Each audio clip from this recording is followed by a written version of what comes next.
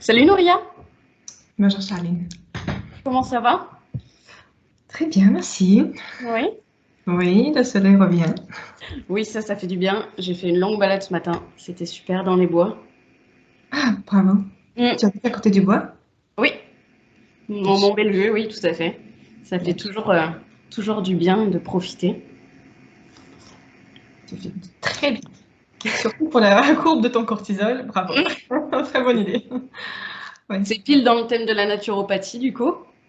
Je vais te laisser te présenter, présenter la naturopathie aussi, présenter ce que tu fais. Vas-y. Eh bien, bon, vaste sujet. Commençons par moi. Donc, moi, je m'appelle Nouria d'Ambrecourt. J'ai 37 ans. Je suis maman de 2 garçons et je suis naturopathe. Naturopathie, pour moi, ça a commencé aussi longtemps que dans mon enfance, je pense. Parce que je suis née dans une famille parmi beaucoup de médecins russes, bon, plutôt soviétiques, parce qu'ils étaient formés à URSS. Et tout ce qui s'est passé en fait dans notre famille, on parlait de tout. Parfois, ça pouvait être bizarre. À table, on pouvait parler des infections, des sels, je sais pas, des plantes, tout mélangé parce que c'était le sujet qui nous intéressait tous. Mais surtout que les médecins de ma famille, et pour moi c'était ça la médecine en fait, ils utilisaient non seulement les médicaments et les diagnostics médicaux, mais ils utilisaient aussi les bouillottes, ils utilisaient aussi les douches froides ou chaudes, ils utilisaient aussi la diète thérapeutique pour se remettre d'une intervention. Et aussi, ça se mélangeait tout ça aux plantes. Ma grand-mère, elle préparait des tourtes aux plantes sauvages. On allait cueillir dans les champs et après on faisait la cuisine avec. Donc pour moi, c'était ça la naturopathie parce que j'étais parmi les médecins. Mais une fois adulte, j'ai compris que quand je suis allée pour la première fois chez un médecin pour une problématique, je ne me rappelle plus quoi exactement, gynécologique, je crois. C'était pas ça. C'était une rencontre assez courte qui allait tout droit vers les médicaments et qui ne parlait pas ni de raison, ni d'origine, ni d'accompagnement après notre visite. Et donc, j'ai découvert comme ça que non, la médecine, c'est pas toujours l'accompagnement avant, pendant et après par différents outils. La première fois que la naturopathie est venue, je me suis posé la question dans la naturopathie, c'était quand j'ai travaillé dans une banque. J'ai travaillé une dizaine d'années dans une banque internationale où Ok. j'étais chef de produit, ensuite chef de projet d'optimisation de processus. Avant, j'optimisais les processus bancaires, maintenant, j'optimise les processus physiologiques. Ouais, c'est ça, optimisation, j'aime bien ça. En tout cas, quand on était au travail, il y a un sujet qui me revenait souvent. Je ne sais pas si ça vous arrive à vous, mais la fatigue postprandiale. Ouais, bien sûr. Est-ce que ça vous parle? Bien sûr. Ouais, et ça, c'était quelque chose massif parce que tout le monde savait que il ne faut pas surtout mettre des rendez-vous, des réunions importantes vers 13h, 14h. Parce que la moitié de l'audience, elle va somnoler. Au moment de la digestion, donc. Oui. Ok. Et donc, c'est là que je commençais à me questionner, mais pourquoi, effectivement, c'est pas que moi, c'est les autres aussi. On se retrouve dans la même situation. Et je commençais à lire, à chercher l'information à propos de l'alimentation, c'est-à-dire les différents mélanges des aliments dans notre assiette qui peuvent influencer sur notre état postprandial, sur les herbes qui peuvent nous aider à digérer et sur le processus physiologique de digestion en soi. Et donc, c'est là mes premières expérimentations, c'était sur moi, sur mes collègues, mais c'était plus un jeu et une blague parce que à ce moment-là, même avec mon bagage, ma famille, pour moi, c'était des découvertes que oui, l'alimentation, effectivement, a cette influence sur l'énergie, a cette influence sur notre état, humeur. Donc, c'était quand même un peu des blagues entre collègues. On le faisait par jeu plutôt que vraiment sérieusement. Ensuite, la deuxième fois que j'ai commencé à faire mes recherches dans ce milieu, c'était quand je me préparais à tomber enceinte. Parce que ça, c'était effectivement un point très important pour moi. Comme je savais déjà que la conception de l'enfant commence avant, avant la grossesse, on peut dire, et que notre grossesse, cet embryon, en lui, il va avoir la santé de 3 générations qui suivent, si c'est une fille, ou 2 générations. Parce qu'il y a moi, il y a ma maman qui m'a donné, qui m'a transmis. C'est moi qui transmets à cet enfant. Et si c'est une fille, c'est ses ovaires qui vont ensuite créer la génération future. Si c'est un garçon, ce sont ses spermatozoïdes qui vont ensuite donner la naissance à la génération future. Mais avec spermatozoïdes, c'est un petit peu différent parce qu'ils se renouvellent pendant la vie d'un homme, alors qu'une femme est née avec toute sa réserve ovarienne. Donc, si c'est une fille, dans ce cas-là, la santé de ses enfants dépend de la maman. Bien sûr. Qui l'a créée, qui l'a conçue. Donc, voilà, c'est une question que je me suis posée déjà à ce moment-là, préparation à la grossesse. Mais je me suis tournée vers médical uniquement parce que c'est ça que je connaissais à l'époque seulement. Et cette préparation, elle était limitée aux tests, différents tests sanguins, urinaires, pour voir s'il n'y a pas de pathologie. Non pas si j'étais en bonne santé, mais si je n'avais pas une pathologie. Ouais, c'est fou la différence. Je ne la voyais pas à ce moment-là encore. Ouais. C'était un souhait d'avoir des enfants en bonne santé et de leur permettre d'avoir des enfants en bonne santé, mais je ne connaissais pas encore les moyens. Et ensuite, pendant la grossesse, effectivement, des petits mots de grossesse que on peut se tenir, on peut améliorer avec les plantes. Ça, je le faisais. Mais j'étais fatiguée, épuisée, avec les poches sous les yeux, avec la fatigue. Je passais mes journées sur le canapé quand je pouvais. Mais quand je me tournais vers mon gynécologue, qui était excellent, mais vraiment excellent, si j'avais un triple grossesse, si j'avais une grossesse avec une pathologie, ce serait une spécialiste vraiment le meilleur auquel je pourrais m'adresser. Mais quand je me tournais vers elle avec ces mots qui n'étaient pas pathologie encore, il n'avait pas beaucoup de réponses à me donner à part prendre des comprimés de fer que j'arrivais pas à prendre parce que ça me donnait envie de vomir. Et se reposer, dormir, manger bien.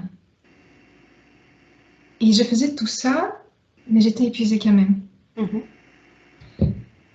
Et une fois accouchée, cette fatigue a été en plus, comment dire, il y avait une couche supérieure qui se posait en plus, c'est l'accouchement, qui en soi c'est un grand événement. Et par-dessus, il y avait aussi la fatigue de ce bébé. Donc, quand vous êtes éveillé tout le temps, quand vous êtes toujours à vous questionner, alors, c'est un nouveau être, qu'est-ce que je fais avec? Maintenant qu'il est là. Maintenant qu'il est là. Donc, il y avait beaucoup de questions à ce moment-là et je voulais essayer de m'en sortir. Et il y avait beaucoup de fatigue, des chutes de cheveux, de manque de lait. Maintenant, je me dis, qu'est-ce que j'aimerais bien savoir qu'il y a possibilité d'aider autrement, que j'aurais pu aller chercher un peu plus loin, lire un peu plus. Mais tout le monde me disait que c'est normal. C'est absolument normal d'être fatigué, c'est absolument normal que les cheveux tombent pour certaines femmes. Absolument, tout était normal, mais tout était difficile à vivre. Tout à fait. En fait, oui, on a été conditionné comme ça. Tu es fatigué, c'est normal. Tu perds tes cheveux, c'est normal. C'est dommage d'avoir ce conditionnement et de ne pas faire nos propres recherches pour savoir si c'est vraiment, si notre corps n'est pas en train de nous dire quelque chose à ce moment-là. Effectivement, parce qu'on on devrait distinguer deux choses. Commun et normal. Bien sûr. Oui, c'est commun, parce qu'il y a beaucoup de femmes qui vivent ces conditions, mais c'est pas normal. On pourrait aider notre corps à vivre les grossesses, les accouchements et le postpartum différemment en les préparant. En tout cas, ça, c'était quelque chose qui m'a amenée vers la naturopathie, sur beaucoup, bien sûr, mes enfants, avec les questions qu'on se pose quand on est parent. Et là, on a déménagé au Canada. Donc, avant, on habitait en France. Ok. On a déménagé au Canada pour que je puisse faire mes études au Canada. Super. Parce que les études en naturopathie, les études fondamentales, une bonne base. J'avais déjà 30 ans passés quand même quand j'ai décidé de changer, quand je changeais de carrière. Donc du coup, je me disais, si je change, je voudrais avoir quelque chose de solide, quelque chose dont je pourrais être aussi fière que mes études précédentes et pour bâtir une carrière dont je serais fière, dont je serais contente et heureuse. Donc, on a regardé et les meilleures formations francophones qu'on a trouvées, c'était ici au Québec, dans une des écoles de Montréal. Et donc, on est venu ici pour 3 ans d'études à temps plein pour commencer la pratique de naturopathie à Montréal. Super. Donc, c'est une reconversion professionnelle. Oui, tout à fait. Et effectivement, à 30 ans, je pense que tu veux une carrière qui s'aligne beaucoup plus avec toi, avec au final ce que tu es. Et là, je pense que tu te sens carrément plus aligné dans la voie de la naturopathie qu'avant tu pouvais être dans la banque. Effectivement. Dans la banque, c'était intéressant et bon pour l'orgueil, parce que quand on a dit oui, quand tu rêves, quand tu es enfant, je veux travailler dans une banque à l'international, avoir les voyages d'affaires, de travailler avec les directeurs de banques dans tout le monde, oui. Et intellectuellement, c'était très stimulant, c'était intéressant comme travail. Mais en dehors de travail, j'avais pas du tout envie lire les revues de finances, les revues bancaires, de savoir quels sont les changements de poste dans cette banque ou dans l'autre. Ailleurs, je passais mes heures libres à lire les journaux médicaux, les plantes médicinales et pareil. Donc à un moment donné, oui, on se demande, on a une vie. Hein. Oui, on l'oublie souvent. Donc là, c'était vraiment une passion qui était vraiment dans ta vie, la naturo. Ça a toujours été ça. On le voit d'ailleurs quand tu dis, j'ai fait mes recherches. Tu as fait des recherches aussi, tu as testé des choses sur tes collègues. On voit que tu as cherché de ton côté. Oui. Pour bien-être aussi. Même si tu as une bonne base au niveau de ta famille, ça aide. Forcément. Ça aide pour se poser des questions, en fait. Pour savoir qu'on peut se poser cette question et que ça a une importance, que la santé est une importance pour la qualité de vie. Parce que je pense que certaines personnes que je vois ne se posent pas ces questions-là. Non pas parce qu'ils ne sont pas capables, mais parce que ce n'est pas leur habitude. Bien sûr. Et la santé n'est pas quelque chose d'important. Dans ma famille, c'était toujours un pilier, non seulement parce que ils étaient médecins et intéressés, mais parce qu'ils étaient médecins, ils étaient intéressés. Je ne sais pas, mais en tout cas, c'était non négociable. C'est-à-dire que quand un des membres de ma famille était diagnostiqué avec une maladie sérieuse, il a arrêté de fumer tout de suite, malgré plusieurs décennies qu'il fumait. il a changé l'alimentation et il continuait ces changements jusqu'à maintenant. Donc ça en fait des années. Donc c'était quelque chose très sérieux, pris très sérieux. Donc je pense que c'est ça le plus que j'ai hérité, si on peut dire, de ma famille, c'est cette idée que oui, la santé est la fondation. C'est pas le centre de la vie, mais avec cette fondation-là, on peut être heureux plus facilement. Bien sûr. Et quand tu parles de la santé, est-ce que la naturopathie touche aussi la santé mentale, la santé émotionnelle? Parce que on parle surtout d'alimentation pour la naturopathie. En tout cas, moi, j'adore ce sujet. J'ai voulu être naturopathe. J'ai beaucoup de livres sur la naturopathie. Ça me passionne. Mais voilà, qu'est-ce que toi, dans ta définition de la naturopathie, est-ce que tu dirais que ça touche toutes les santés, mentales, émotionnelles en plus? Qu'est-ce qu'avec l'alimentation, ça va, comment dire, est-ce que ça va aussi débloquer certains problèmes qu'on peut avoir dans d'autres phases de la santé? Oui, donc comment le dire? La question est oui, bien sûr. De plus en plus maintenant, on découvre le lien entre nos différents systèmes, entre par exemple système nerveux, système endocrinien, système digestif. C'est un triangle qui est très étudié ces derniers temps. Donc, qu'est-ce que ça veut dire? Ça veut dire que notre humeur, notre énergie, notre digestion, tout est entrelié par les signaux, par les neurotransmetteurs, par les cytokines, système immunitaire et aussi dedans. Donc, tout est relié. On ne peut pas travailler juste d'un côté avec un organisme. La naturopathie en soi, elle voit la personne en ce qu'on dit en toute globalité. Ça veut dire qu'on ne prend pas la personne qui nous vient avec un problème digestif juste comme système digestif. Comment je fais pendant mes rendez-vous? J'invite les clients à me raconter comment ils passent leur journée. On regarde toujours la ligne de la vie, c'est-à-dire timeline. On regarde comment s'est passé l'accouchement, comment s'est passée leur enfance. Est-ce qu'il y a des événements qui ont été déclencheurs? Est-ce qu'il y a les comportements qui font en sorte de perpétuer certains inconforts?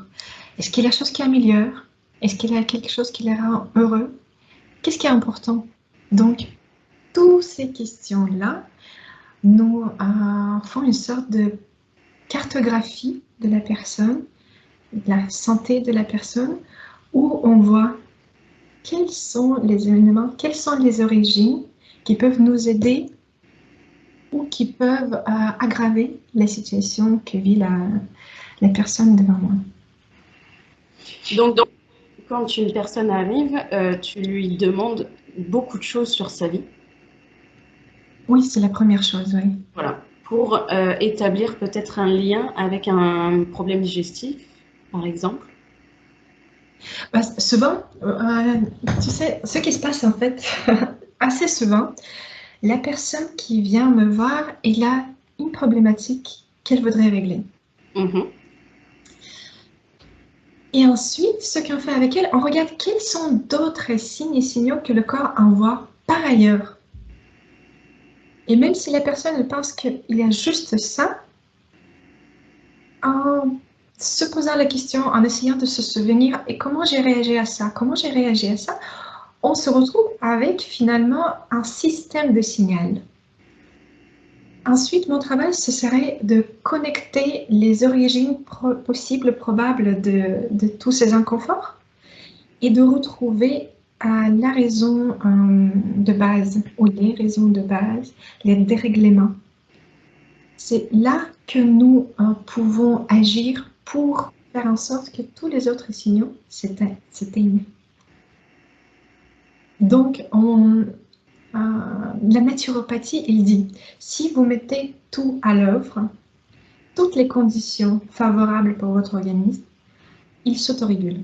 Ça, c'est la théorie de base de la naturopathie.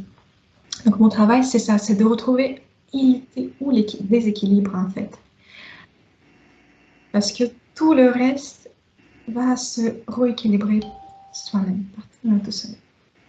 Oui, c'est ça qui est beau avec le corps, c'est que tu vois vraiment que c'est une belle machine et que tout est relié.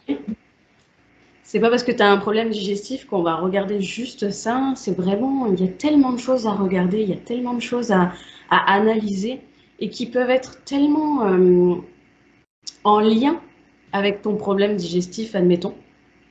Et c'est ça qui est beau, c'est que tout est relié.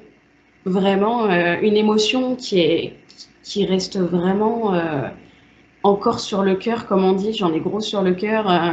C'est ça, oui. Émotion mal digérée, entre guillemets, Exactement. va te déclencher quelque chose, un problème de santé physique, mais au final, c'est ton émotion qui n'est pas, qui n'a pas été intégrée et qui n'a pas été acceptée. Et c'est ça qui est beau, c'est que dans ces métiers-là, comme la naturopathie, c'est que c'est comme une enquête. Je vois ça comme une enquête. Tu pars pour arriver au moment où tu regardes les indices et puis tu remontes doucement pour trouver la cause. Et, Exactement. et je Oui, trouve ça fabuleux. oui. Et j'aime bien ce que tu as dit, ce lien entre souvent les mots ou les expressions ou la définition. Comment la personne en face de toi, elle nomme son émotion ou l'état de son émotion. Parce que quelqu'un qui peut dire que c'est dans le ventre, quelqu'un qui peut dire que c'est dans le cœur, quelqu'un dans l'estomac, chacun ou la boule dans la gorge. Tout ça, ça va guider. Ça ne veut pas dire que c'est la gorge qui est le problème, mais ça vous guide. C'est quelque chose peut-être qui passe pas. Ensuite, il y a, je ne sais pas si tu connais l'homéopathie. Tout à fait. Dans l'homéopathie, ça retrouve encore plus fort son importance parce que c'est exactement les mots que dit la personne peuvent nous indiquer va l'aider le plus. Oui, les mots M-O-T-S sur les mots M-A-U-X. Oui. C'est magique. Donc on écoute beaucoup, oui, pendant les rendez-vous, parce que souvent ça dure 1 heure et demie, les rendez-vous naturopathiques. Donc on pose beaucoup de questions et on écoute beaucoup. Et ensuite, la réflexion se fait de notre côté, comme du côté de la personne qui consulte. Parce que souvent, ce sont comme des graines que tu sèmes. Et une fois rentrée à la maison, la personne va faire plus attention à sa réaction à ce petit déjeuner, ou à cette balade, ou à la conversation avec la personne au travail. Comment elle réagit? Est-ce que ça lui fait? Qu'est-ce que ça lui fait? Et il fait des liens entre les différents événements. Et la deuxième fois, quand il revient, il peut déjà raconter plus sur elle. Oui, c'est un bon moyen de se connaître aussi. Oui, c'est ce qui se passe. Et est-ce qu'on a forcément besoin d'avoir quelque chose qui ne va pas pour aller voir un naturopathe ou conseilles-tu quand même d'y aller même si on n'a rien on n'a rien de mal, mais en guise de prévention? Oui, d'accord. Alors, ce cas-là, c'est autre chose. Quand on n'a rien à changer dans la vie, moi, je ne prendrais pas un client comme ça. S'il n'y a rien, on pourrait discuter avant parce que parfois, j'appelle, même systématiquement, j'appelle la personne qui veut consulter avant pour savoir pourquoi elle veut consulter, quels sont les objectifs. Parce que si la personne n'est pas encore à l'étape quand les objectifs sont clairs, même si je fais un plan d'action super beau, il n'aura pas assez de motivation pour le mettre en place. Tout à fait. Il faut savoir pourquoi vous venez dans cet endroit-là. Qu'est-ce que vous voulez obtenir? Ça peut être l'amélioration de la santé ou la prévention, Mais prévention, c'est aussi un objectif. Comme par exemple, pour moi, cette prévention prend tout son sens quand on prépare la grossesse, comme je dis, mais aussi quand on prépare sa ménopause, par exemple. Parce que la ménopause, c'est quelque chose qui s'installe pendant plusieurs années. Et c'est une période qui peut durer aussi plusieurs années. Et comment on va le vivre? Est-ce qu'on va le vivre bien ou on va essayer aller jour après jour jusqu'à la fin et on attend juste que ça finisse? Ça dépend de nous aussi, entre autres. Oui, ça dépend de la génétique, mais je ne sais pas si tu connais cette expression, la génétique, elle charge le gun, le pistolet. Ok. Mais ce sont des habitudes de vie qui appuient sur les charges. Tout à fait. Ah Parce que, oui, notre bagage génétique, ça a une importance. Mais on a vu avec toutes les études sur l'épigénétique que la génétique peut être modifiée. C'est-à-dire que certains gènes, ils peuvent, même s'ils existent dans notre ADN, ils peuvent s'exprimer ou ne pas s'exprimer dépendant de l'environnement dans lequel ils se retrouvent.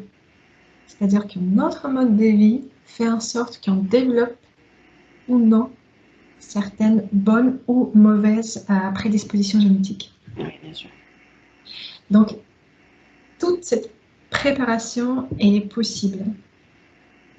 Et ça c'est quelque chose qui dépend de nous qu'on peut faire. Si par exemple, on sait que dans la famille, il y a certaines prédispositions, que ce soit une pathologie, comme diabète par exemple, ou que ce soit une pathologie neurodégénérative, ou cancer, ou une autre pathologie, ou que ce soit un grand événement, un grand changement de vie qu'on sait qu'on va vivre, comme par exemple l'adolescence, comme par exemple la grossesse, comme par exemple la ménopause, on peut favoriser tous les facteurs qui vont nous permettre de vivre ces étapes-là de manière agréable. Ouais. C'est des périodes obligatoires dans la vie de quelqu'un. Et pourtant, on n'est pas obligé de faire ça dans la souffrance. Et c'est ça qui est beau, c'est que on essaye de mettre en place des choses pour justement. On nous a dit, bon, tu vas voir, tu vas souffrir, que ce soit les règles ou l'accouchement, tu souffriras, mais on ne s'est pas dit qu'il y a peut-être autre chose, il y a peut-être une autre façon de vivre tout ça, en étant suivi, en étant dans la douceur, en étant avec quelqu'un qui nous écoute, et avec l'aide de tous les remèdes qui puissent exister au niveau du naturel. Effectivement, ces moments-là, on peut de plus en plus... on vit dans un temps magnifique dans ce sens-là, Oui. qu'on a l'accès à l'information, pratiquement à tout ce qu'on veut. Maintenant, le problème, c'est de chercher dans quel sens je cherche. Parce que oui, il y a beaucoup d'informations, mais comment me guider dans cette merde d'informations? Donc, ce que je fais comme métier, c'est d'accompagner et de guider vers la direction individualisée, personnalisée pour cette personne, pour qu'il n'ait plus à lire tous les livres de santé du monde, mais peut-être livre 1, livre 2, pour qu'il n'ait pas à prendre tous les vitamines et minéraux des magasins bio, mais prendre juste cela pendant une période, cela pour l'autre période, qu'il soit plus clair dans sa tête qu'est-ce qui est la prédisposition pour elle, qu'est-ce qu'elle peut faire, à quoi elle, comme pour sa constitution, pour son tempérament, à quoi faire attention le plus pour ne pas surcharger, pour ne pas être surchargée, parce que j'ai l'impression que c'est l'autre côté de cette beauté, en fait. Oui, on a l'accès à tout, mais en même temps, la charge mentale de notre époque il est incomparable avec la charge qu'avaient nos parents à nos âges. Ouais, Donc, c'est ça la possibilité de se décharger d'une partie pour avoir une vision plus claire pour sa santé. Oui, parce qu'en plus, je trouve que donc c'est bien, il y a beaucoup, beaucoup de, comme tu dis, de blogs ou sur Internet ou sur les réseaux sociaux, il y a vraiment beaucoup de gens qui s'y intéressent. On voit, il y a beaucoup de contenu, mais j'ai l'impression qu'on est aussi noyé sous tout ce contenu-là. On lit des fois quelque chose, puis on lit l'inverse juste après. Donc on ne sait pas trop se situer. Et au niveau de suivre quelqu'un, d'avoir un professionnel de naturopathie qui te suit et qui sait exactement comme tu es, et parce que chaque personne est unique, qui te prend dans ton unicité, il sait exactement ce qu'il te faut et tu n'as plus besoin de lire ça, puis je vais lire ça, puis comme tu dis, je vais lire un autre livre sur la santé. Et comme tu dis, la charge mentale descend et ça nous apaise. Quelqu'un en face de nous nous écoute, déjà comme tu dis, pendant 1 heure et demie. Déjà, pour le mental, c'est bon d'être écouté. Et puis ensuite, d'avoir quelqu'un qui te suit et qui sait exactement quoi te donner, qui travaillera autant sur le mental, l'émotionnel, le physique. Je trouve ça très Effectivement. Oui, et qui est capable de connecter avec les autres professionnels de santé aussi. Parce beau. que finalement, oui, ce qu'on vit, si on vit avec une belle santé et on fait juste la prévention, c'est une chose. Si on vit avec une condition chronique et il y a un grand impact sur notre organisme, souvent les personnes, ils vont voir plusieurs professionnels de santé, les médecins en première ligne. Après, ça dépend des pathologies. Quels sont les autres intervenants, que ce soit l'ostéopathe, kinésiologue, physiothérapeute, massothérapeute, acupuncteur. Souvent, ces professions-là, ils ne se parlent pas. Ça peut être psychologue, nutritionniste, donc, mais ils ne se parlent pas parce que souvent, ils n'ont pas le même langage déjà. Parce que tout ce qui est locomoteur, les professionnels de santé spécialisés en locomoteur, ils ont leur langage. Ceux qui ont en psychologie, c'est une autre. Les médecins, souvent, ils n'ont juste pas le temps de parler avec qui que ce soit. Et quand il a le temps, il voudrait quelqu'un de sérieux en face, qui parle sa langage, justement, qui ne va pas lui perdre du temps à expliquer qu'est-ce que ça veut dire je parle des érythrocytes. Donc, c'est aussi un intérêt de travailler avec une équipe. Souvent, de travailler avec les personnes qui se parlent et qui sont capables de donner leurs hypothèses, donner leur vision de développement pour chaque dossier du client. Donc, ça, c'est quelque chose, je trouve, qui serait vraiment l'avenir de la santé, du système de santé. C'est le travail des professionnels en équipe sur un seul dossier pour aider la personne d'aller beaucoup plus vite dans son chemin de guérison. Et deux têtes, c'est toujours mieux qu'une. Oui, bien sûr. Mais seul, on va vite et puis ensemble, on va plus loin. Les petites excitations comme ça, c'est sûr. Non, oui, mais tu le sais, moi, c'est mon projet d'ouvrir un centre de médecine douce et intégrative avec tous ces professionnels-là. Parce que justement, je me disais que c'était compliqué d'aller voir un professionnel, admettons un naturopathe à Montréal, puis après, tu as entendu un super bon homéopathe qui est à Québec. C'est dommage de faire plusieurs endroits alors qu'on pourrait tous les rassembler à un seul endroit. Et oui, ça c'est mon projet, mon grand projet professionnel, c'est de regrouper tous ces professionnels-là au même endroit pour que la personne puisse avoir une équipe qui parle, comme tu dis, et, et que la personne soit accompagnée encore plus loin. Elle va aller encore plus loin dans son cheminement et même elle, de son côté, ça va la pousser à aussi avancer sur son propre chemin de la santé, mais de toutes les formes de santé qui, je trouve, ne sont pas encore pris en compte assez correctement. Oui, franchement, je trouve que c'est un très très beau projet. On croise les... Est-ce qu'avec le retour du soleil, là c'est le printemps vraiment, quand on sent le printemps arriver, est-ce que tu as deux, trois conseils, deux, trois conseils à mettre en place? On sait que chacun est unique, on sait Oui. un conseil, il va marcher sur quelqu'un et pas forcément sur une autre personne, mais voilà, comme ça, deux, trois petits tips Ok, mais disons, du printemps. tous ceux qui ne travaillent pas,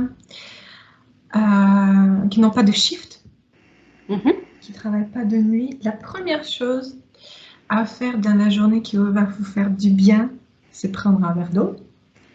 Et si vous le prenez ce verre d'eau dehors, même si ce soit juste en ouvrant la fenêtre, encore mieux si ce soit sur votre balcon, sur votre terrasse, sortir et voir ce soleil, laisser votre peau, vos yeux de connecter à cette horloge naturelle, de faire en sorte que votre rythme circadien soit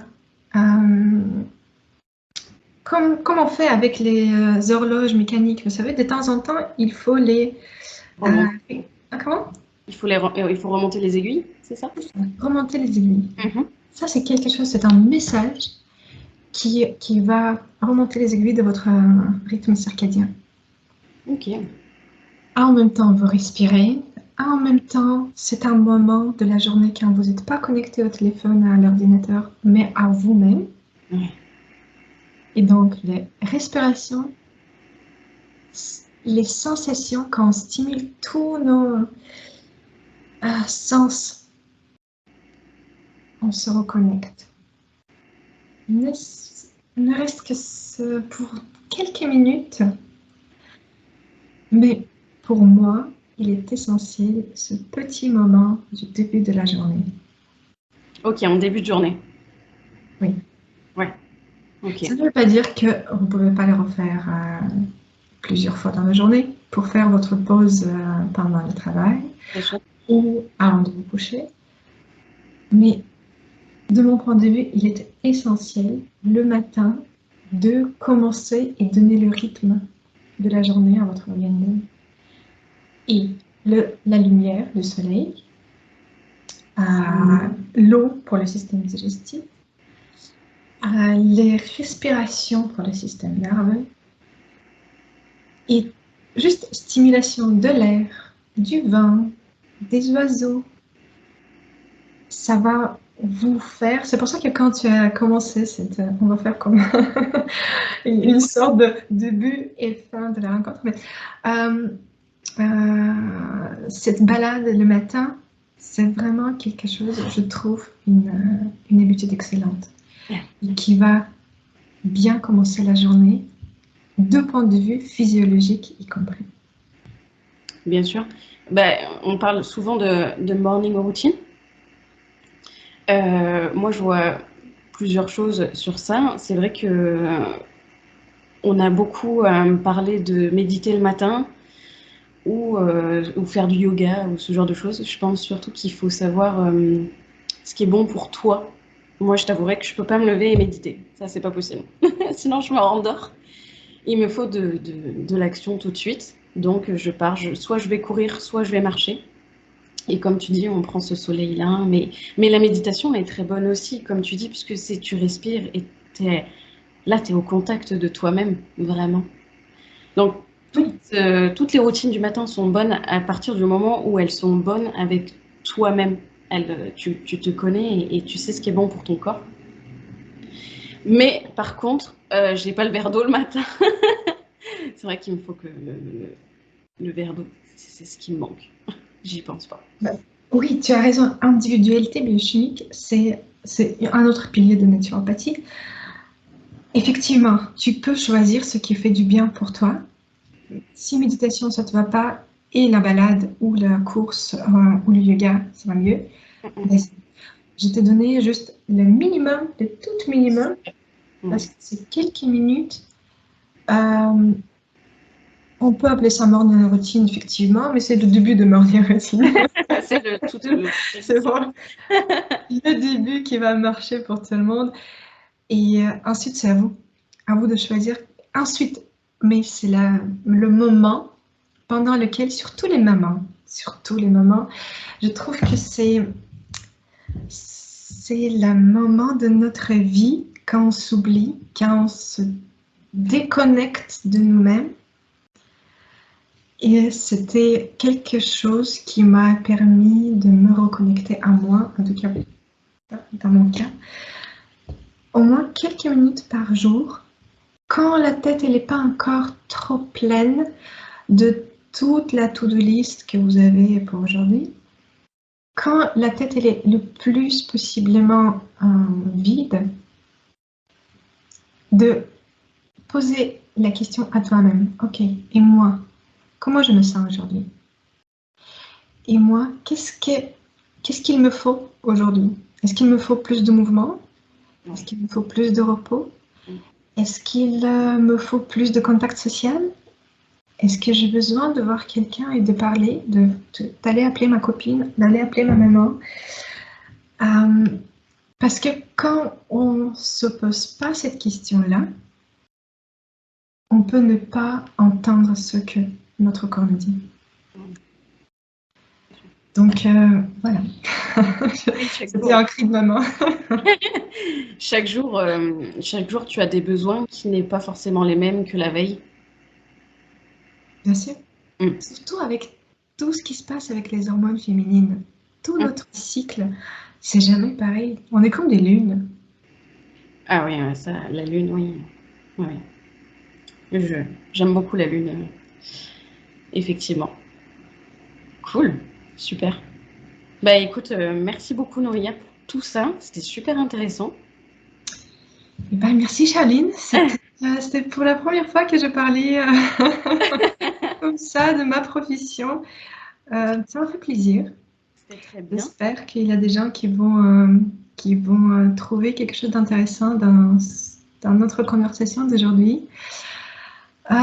Si vous avez des questions, je pourrais bien sûr y répondre.